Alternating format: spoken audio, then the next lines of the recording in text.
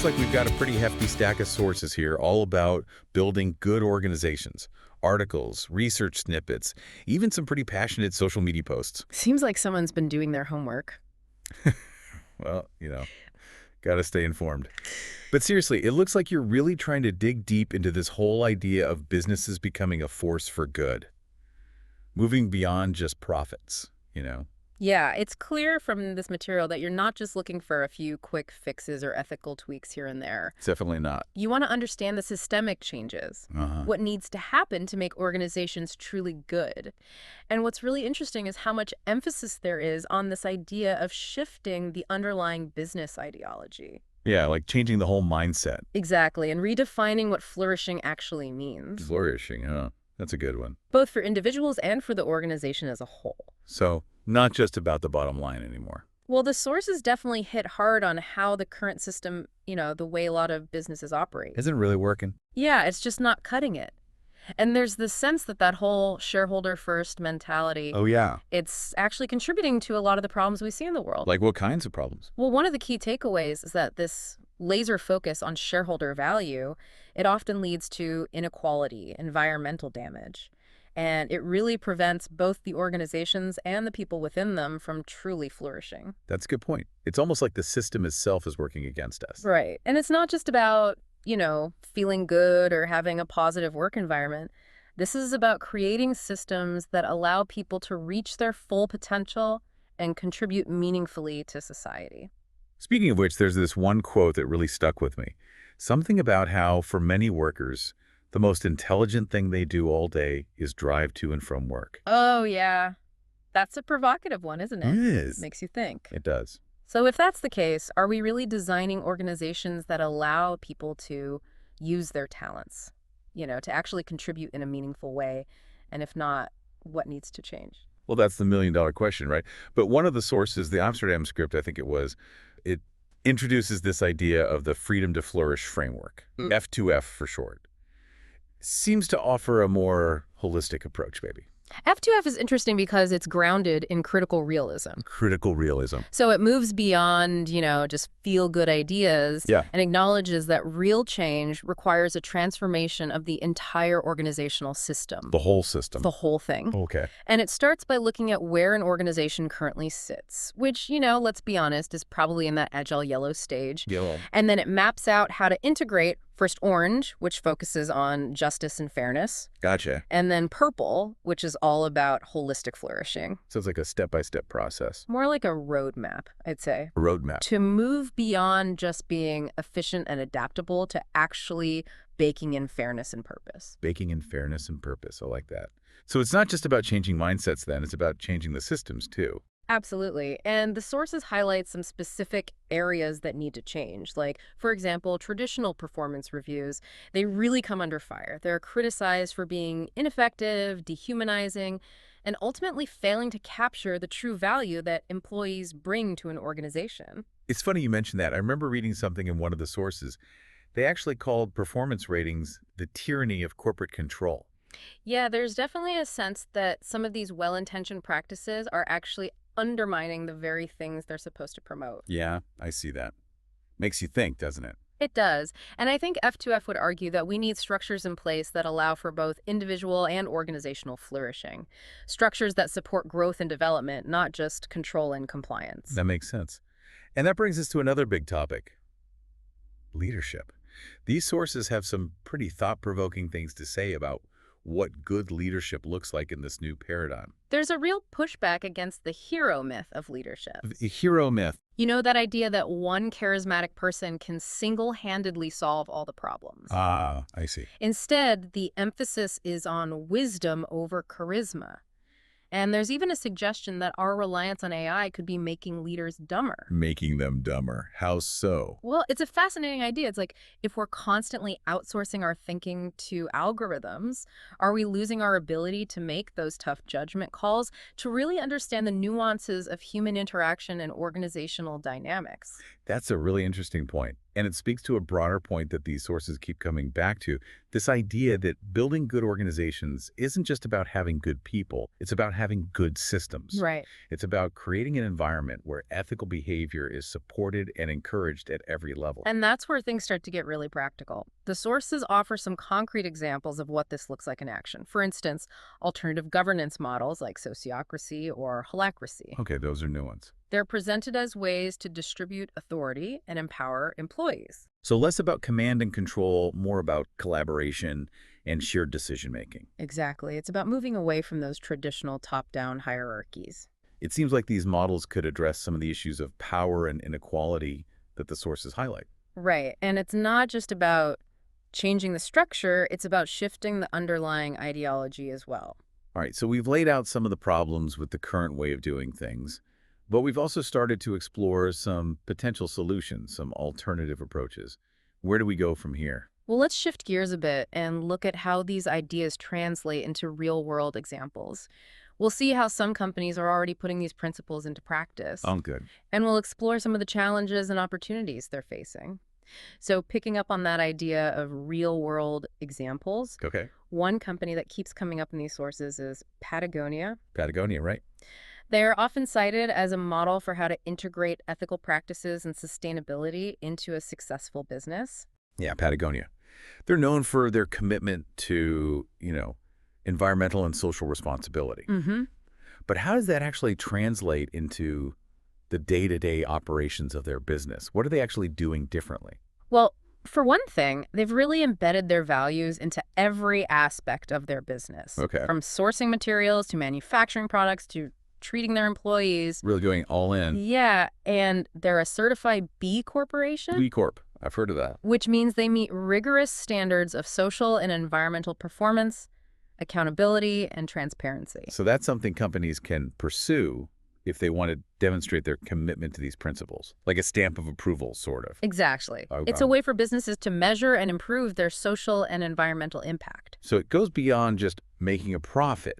Right. It's about using business as a force for good, like we were talking about earlier. Exactly. And that's a key takeaway from these sources. Okay. This shift toward good organizations is gaining momentum. Yeah, it feels like There's a growing recognition that the old ways of doing business are just not sustainable. for people or the planet. Exactly. One thing that struck me as I was going through these sources was this emphasis on love. Whoa. Yeah, not in a romantic sense or anything like that, but as a driving force for justice and responsibility within organizations.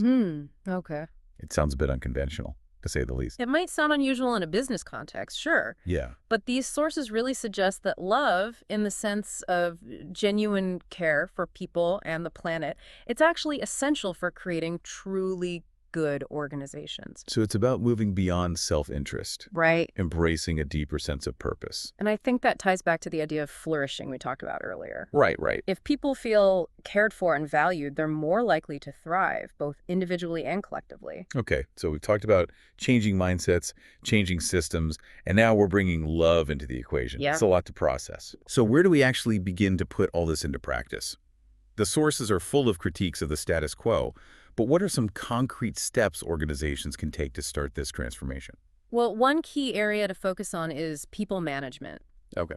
How we recruit, develop, motivate, and reward people. All of that plays a crucial role in shaping the culture of an organization. Right, and the sources are pretty critical of traditional performance ratings. Mm-hmm.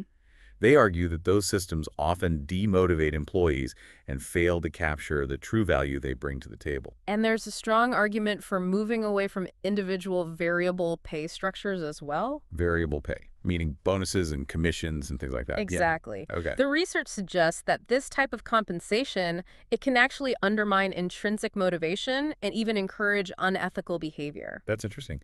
You'd think that tying pay to performance would incentivize people to do their best work. You would, but the sources seem to suggest the opposite is true. So it's about recognizing that people are driven by more than just money. Right? Meaningful work, a sense of purpose, a fair and supportive environment, all of these are crucial for true motivation and flourishing.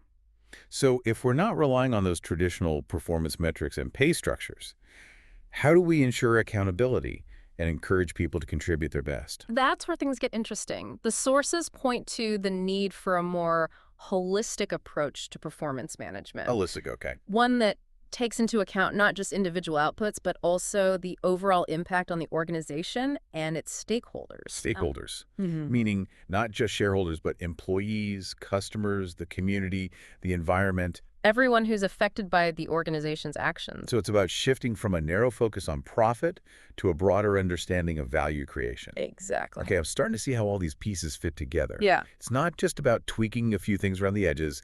It's about a fundamental rethinking of how organizations operate and what they prioritize. And that requires a different kind of leadership. Leadership, right? The sources emphasize the need for leaders who are not just smart and charismatic, but also wise, ethical, and committed to creating a just and flourishing workplace. There's that word again, flourishing. Right. It seems to be at the heart of this whole conversation. It does, yeah. And it's not just a nice to have. Right. The sources argue that flourishing is essential for both individual and organizational well-being. So it's about creating an environment where everyone can thrive, reach their full potential. Exactly. And that brings us to a really important point.